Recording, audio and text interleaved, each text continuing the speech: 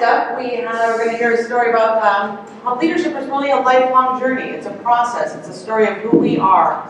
Presenting that story will be Justin Hanft, class of 2013. Thank you, Jane, and thanks everybody for being here. I'm really excited. I just first want to start, before I start walking you down that journey, the Chautauqua Leadership Network has been instrumental in my life. It's provided me a world of opportunity. When I first came back to Chautauqua County, I was struggling to find a career, and I jumped in head first and decided to continue to hone my leadership skills and my leadership ability through this great network, and it's never turned its back on me. I've developed more relationships and more friendship from the people a part of this network than I can repay. So I'm very fortunate for that and very appreciative.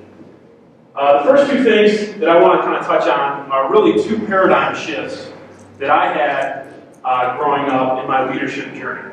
And the first one is when I studied a little bit of Simon Sinek, and his big thing is the power of why. And never to underestimate sort of the power of why.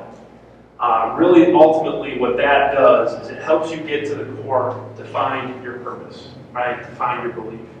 To discover exactly what you're passionate about, and what drives you, what motivates you, what inspires great leaders and what inspires great organizations to action, and gets them to action, is that they can speak from the inside out. So he's most prominently known for what has been coined the golden circle.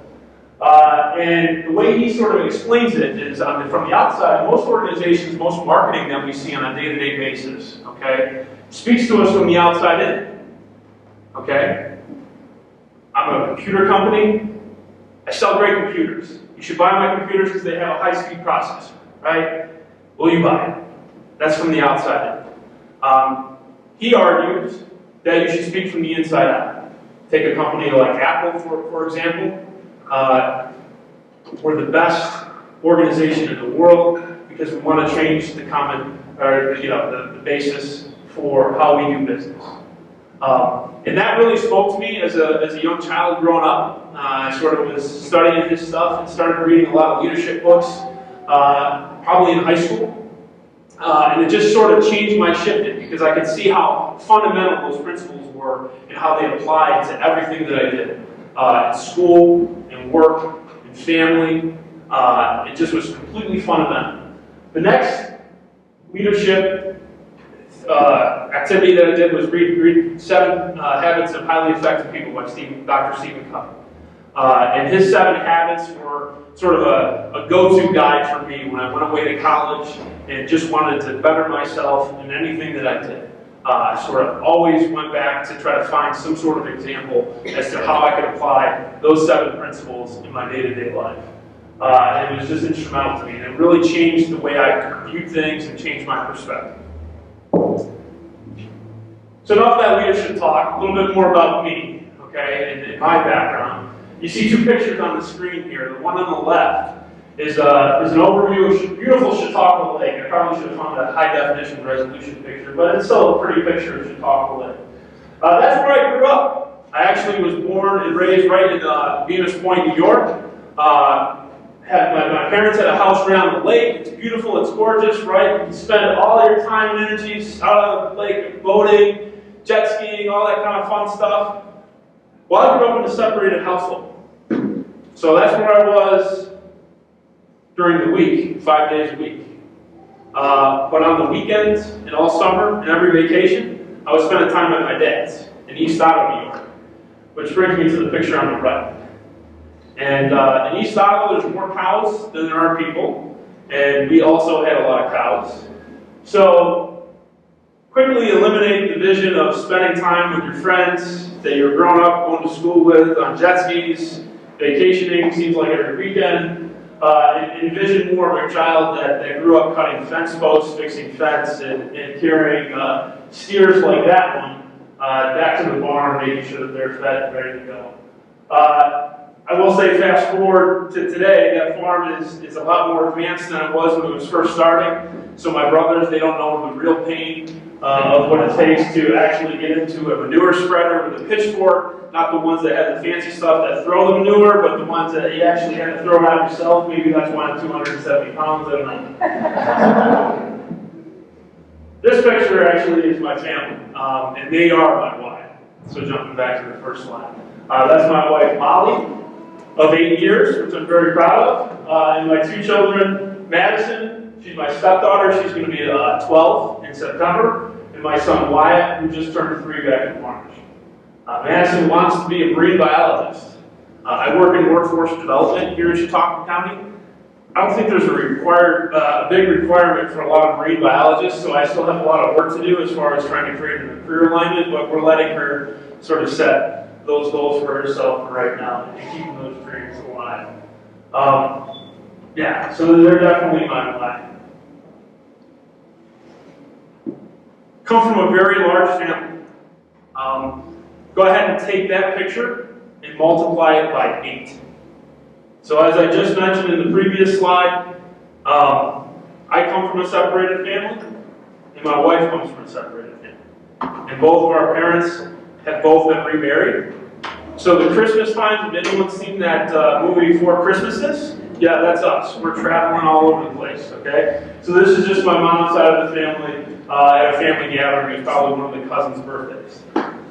So we're pretty busy. There's something going on either every weekend or every day of the week. One funny thing that I like to say about myself is that I have a stepsister, a stepbrother, 2 half-brothers, and an adopted brother. Other than that, I'm an only child. So in this photo, you see my stepsister Rebecca at the top, and that's her husband Chris, who's from Germany actually. And then at the far right, that's my stepbrother Mike. Rebecca is a clinical psychologist, and Mike is an executive with Teach for America. This is my brother Antoine. He's currently a physical therapist assistant right in Jamestown, so he's still local, which is fortunate. So Rebecca and Mike, they're all over the place. They're big city people. Back home is too small for them. These are my 2 half-brothers that I was talking about, Ryan and Matthew. They're grown up now. They're not quite that little anymore. They're actually big. Matthew's even bigger than me. He's probably about 6'4", 220 pounds. He still thinks he can take me, which is not quite accurate. But this is actually, so these are my sister-in-laws, Emily and Elizabeth, who they've both married now, so our family continues to grow. Japanese research shows that humans are more productive when we're staring at funny, fuzzy creatures. So for the next 60 seconds, we're just going to look at some funny animals.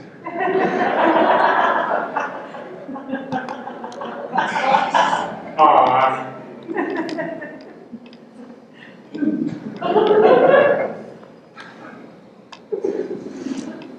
I'm not a big cat guy, but cats in baskets, I mean, come on. Oh, a rabbit, he's hopping in like that, you see that? That's what I'm going to do later when I'm stretched out and tired. It's been a long day, but that's all right. And there's again, cats in baskets. Okay, so you can't really see this picture, but you can see in the background a little bit.